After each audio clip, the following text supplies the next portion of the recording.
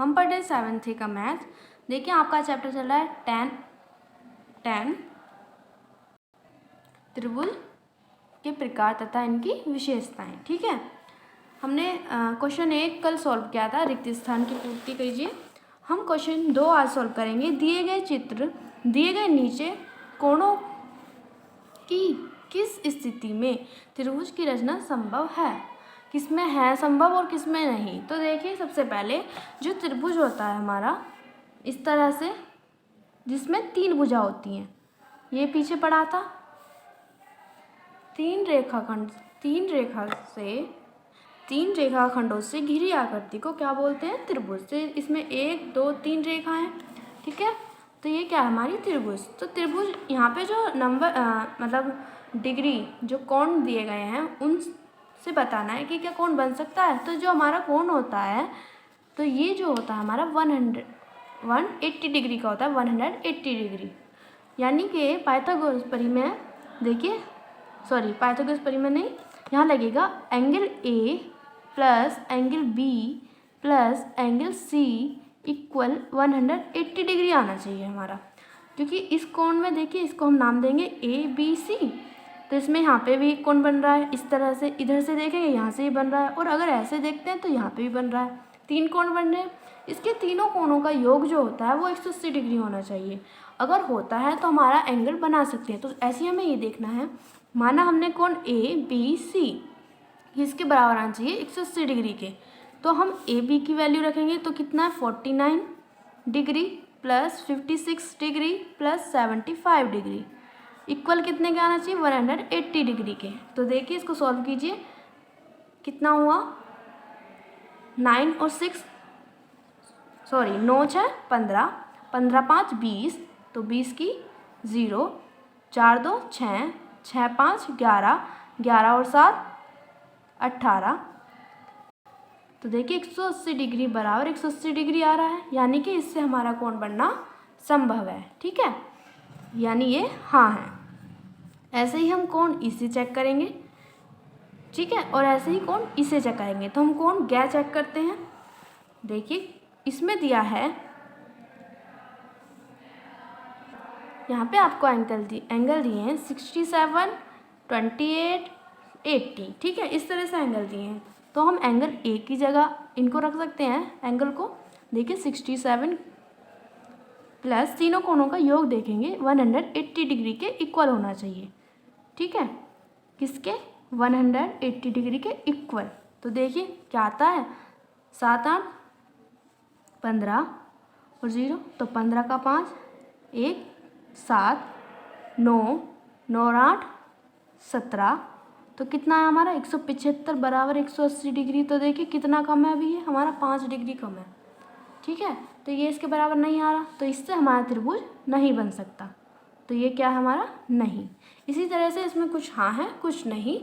पता कैसे करेंगे? तीनों कोणों का, दिए गए तीनों कोणों का योग बराबर 180 डिग्री होना चाहिए, तभी वो कोण त्रिभुज बन सकता है, वरना नहीं। हाँ और ना। ठीक है, इस तरह से त्रिभुज के 2 कोणों की माप दी गई है, तीसरे कोण की माप ज्ञात कीजिए। जैसे कि मैंने अभी बताया 3 कोणों के बराबर 180 डिग्री होता है। ठीक है, ये इनका प्रूव करने के लिए था। इसी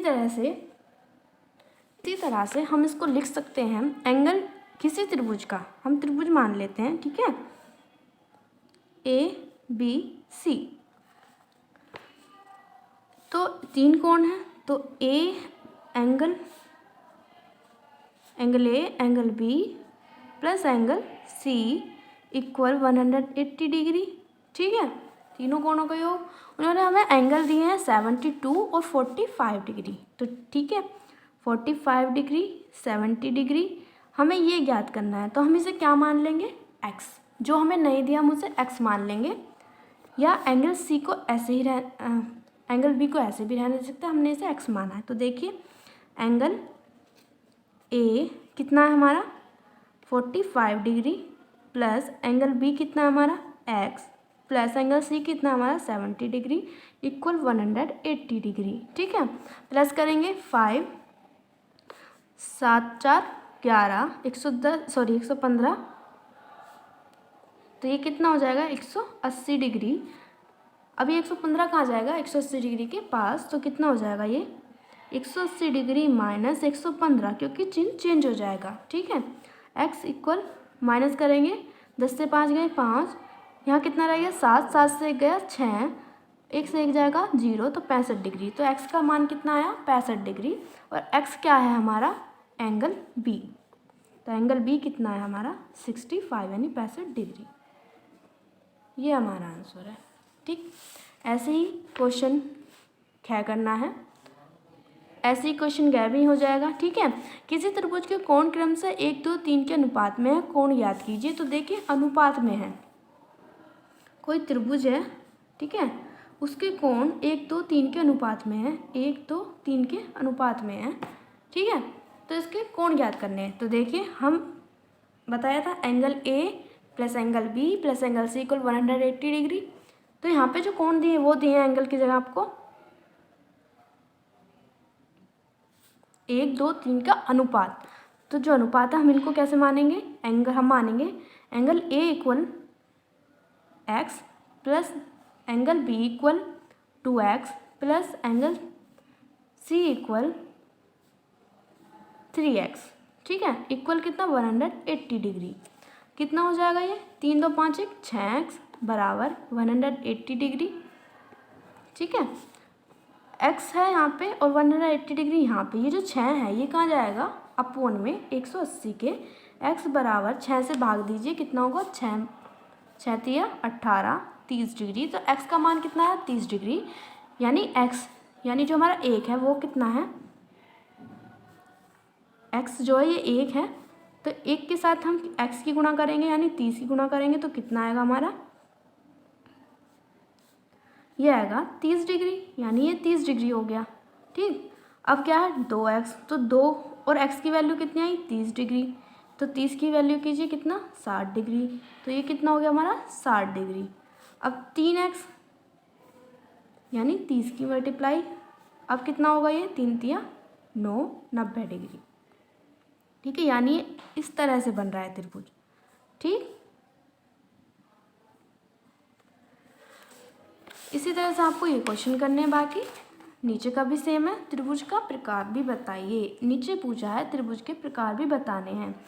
अनुपात है, इनका कोण का मान निकाल लेंगे, त्रिभुज का प्रकार भी बताना है। देखिए त्रिभुज के प्रकार कैसे बताएंगे, देखिए त्रिभुज का प्रकार इस तरह से बताना है, जब आप मान ज्ञात करेंगे जिस त्रिभुज की दो भुजाएं समान आएंगी, जिनका मान दो भुजा का मान समान आएगा, उससे कहते हैं हम समद्विबाहु त्रिभुज, यानी समद्विबाहु त्रिभुज यानी दो भुजा का बराबर होना। ठीक है, एक होता है समबाहु त्रिभुज, समबाहु मतलब जिसकी सारी भुजाएं बराबर होती हैं, जैसे कि ये है समद्विबाहु, ये है। ठीक है, विषमबाहु त्रिभुज जिसकी कोई भुजा बराबर नहीं होती, उसे कहते हैं विषमबाहु त्रिभुज। ठीक है, इस तरह से आपको ये क्वेश्चन सॉल्व करना है और इसे बताना है किस तरह का त्रिभुज आया है। ठीक।